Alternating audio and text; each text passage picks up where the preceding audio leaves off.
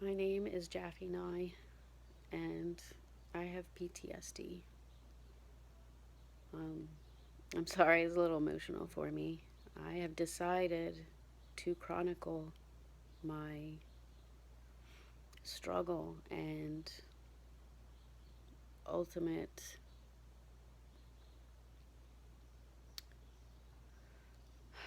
victory over PTSD, or make peace with it, might be more accurate. We'll see how it goes. I'm a single mom. I have a 3-year-old son that I love to death. He is the love of my life. And I was diagnosed with PTSD back in May. Um,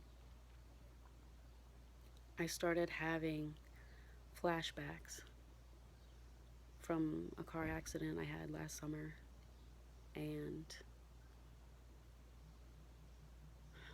panic attacks while I was driving. And my job at the time required driving a tractor, and I had panic attacks driving the tractor until I just had one panic attack that it turned into a nervous breakdown. I never recovered from it, and I'm working on recovering from it right now. I couldn't work anymore. Um, I was afraid all the time, all day long, just a constant level of anxiety all day. And I knew right away that I needed help. I knew right away. I started telling everyone around me, please, I need help. Support me with this because I need help. I can't function anymore. Um, and it's a very scary place to be. I mean, being scared all the time anyway, and then the littlest other thing you can't even predict or wouldn't think cause anxiety will cause you to be anxious for the rest of the day, maybe longer. It's it's very uncomfortable and hard to get anything done when you're just feeling irrational fear all day. And the thing is, I know my fear is irrational, and I know I cannot stop it. I can't make it better. So I definitely needed help on this one on several levels. I believe the right way to deal with this is to get as much help as possible and to set up a support system that you know, absolutely know 100% has your back. Normally, this would be called family, but I've experienced that um, your family doesn't necessarily have to be your blood. I'm adopted, so I'm living proof of that. And you've got to choose the right people who you know will have your back no matter what. Even if you're irrationally afraid all day, they will help you and be there for you, no matter what you need. Even if you're a pain in the butt, or you think they're a pain in the butt, but you accept that you're family and you're gonna take care of each other. That's that God love that I believe is the right kind of love. But more on that a little bit later. I I got a wonderful therapist and a wonderful nurse practitioner who is prescribing for me. And I'll have to ask them if they mind being named. So I believe that step one is family. Step two is therapy and medication if you need it. but you've got to trust your family and your therapist and whoever's prescribing for you to tell you if you need it. If you trust them 100%, then you need the medication. And I was at the point where I've got a 3-year old. I can't not be able to function. So it just was unacceptable to me. I needed to be fixed. That's kind of my type A personality coming out. Um, so I have all these people to support me, and I'm the kind of person that hates medication. I hate even taking ibuprofen. I really don't like medications at all, unless they're natural or um, herbal or stuff like that, is usually what I go for. So, I'm really raising the white flag when I'm on medications. I'm on something for the PTSD, and apparently I developed a little bit of ADD, or it's now called ADHD inattentive. Um, it's common. It's becoming more commonly known for women that hit a certain hormonal age and a hormonal change, like having a baby. So, anyway, I'm trying these new medications. We'll see how they're working. It seems like I'm doing a lot better to me, and my family tells me I'm so much better than when I first had that breakdown, and right after it, I could not function. I was just afraid all the time. The littlest things would scare me. I'd have to rock, like sit down and rock a little bit, like back and forth, or I was constantly rubbing my hands, or it was just these things I couldn't control because I was so afraid all day long. And it was exhausting as well. It still is in some ways. But now that I'm on these medications, and I've taken time off of work, it's it's a lot easier to function. However, my type A personality comes out again, and I think, oh man, I gotta get more done. I gotta get more done. There's so much to do.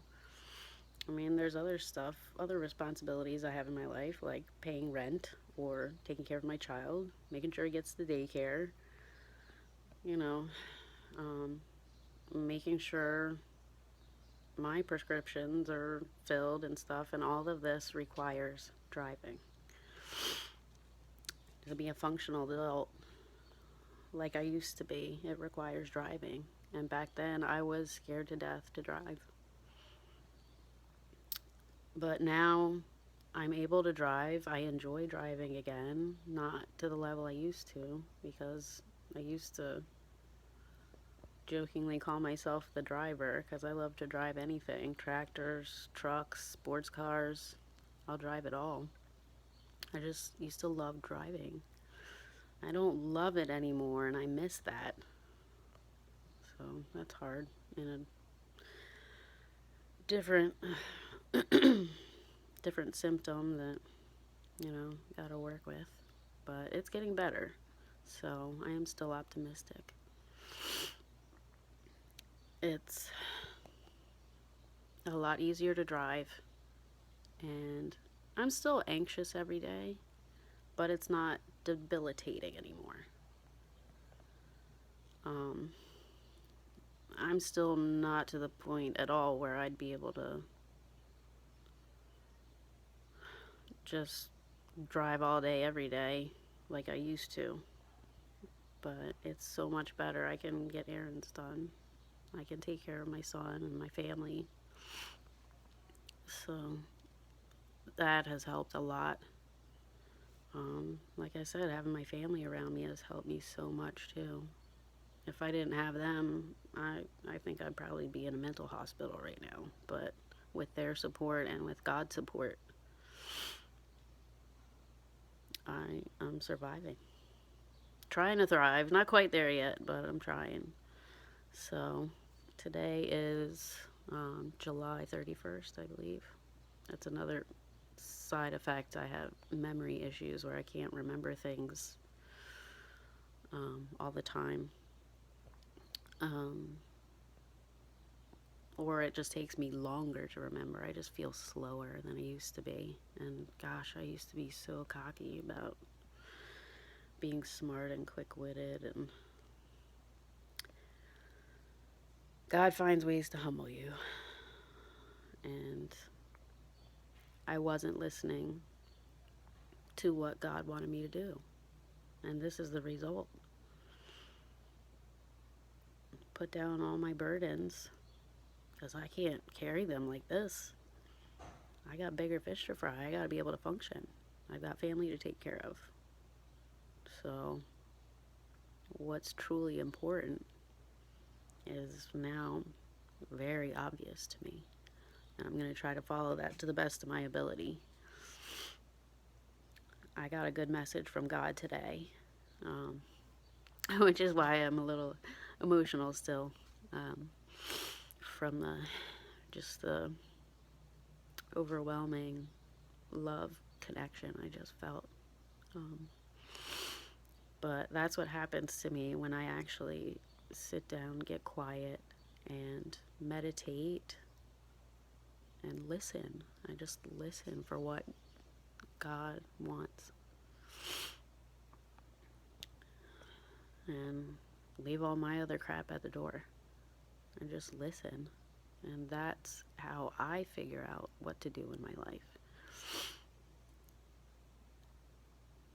Any big decision, especially, I know some of the little decisions we make on autopilot, but definitely the big decisions, they're not mine, they're God's. And I believe He's going to take me in the right direction, which helps give me confidence when I can connect with God and I know what I'm doing is right. And I know what I'm doing is what God wants. That lifts all burdens from me. And then I look into my son's eyes. Oh, and I just feel that God's love, that unconditional love, that true love that I believe everyone deserves. And that respect of all of us being God's creations. Everything God created deserves love and respect. And I have a few different ways, a few different ideas of how I want to spread this message to the world.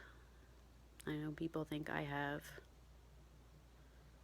delusions of grandeur, of what I can accomplish. But that's what they've said about all kinds of people that have changed the world. And now I know I'm not doing it for me. I'm doing it for everyone. God gave me these talents for a reason. God gave me this brain for a reason. God gave me this breakdown for a reason. And I can't wait to find out what it is. I'm excited. I'm impatient. And like everybody else, I'm still a sinner. We all sin. My sin was pride. God humbled me. He gave me these gifts for a reason. He can take them away. So, if you're as interested as I am, not only about recovering and making peace with PTSD, but how to be close with God and love everyone, I'm going to do my best to lead by example, because we're going to change the world, people. this is the start of it. And I'm excited. I'm really excited to see what comes next and how God uses me and my talents to change the world. I hope you'll come along with me. Love to have you, and love you, all of you.